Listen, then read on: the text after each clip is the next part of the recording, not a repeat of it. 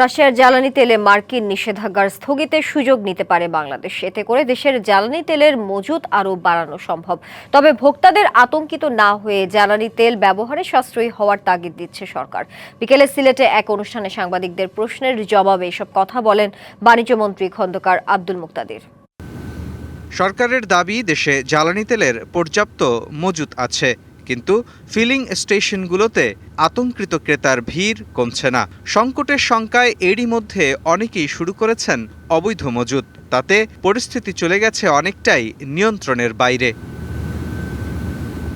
জ্বালানি তেলের সরবরাহ নিশ্চিত করতে সরকার যখন ভারতসহ বিকল্প উৎসে আমদানি বাড়ানোর চেষ্টা করছে, তখনই স্বস্তির খবর দিল মার্কিন যুক্তরাষ্ট্র।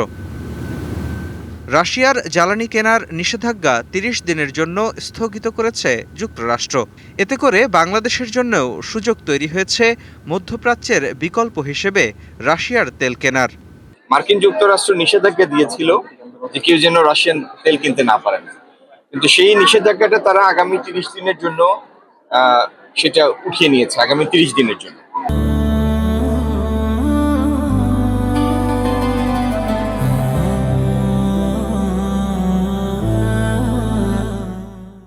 যে রাশিয়ান তেল যে কোনো দেশ কিনলে তাদের প্রাইমারি বা সেকেন্ডারি স্যাংশনের আওতায় আসবে না।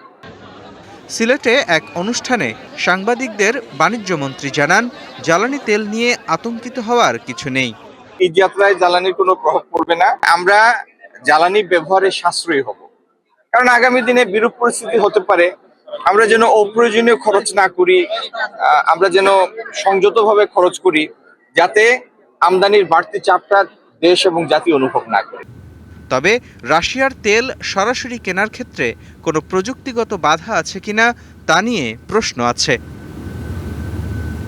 মুস্তফা মাহবুব, ডিবিসি নিউজ, ঢাকা।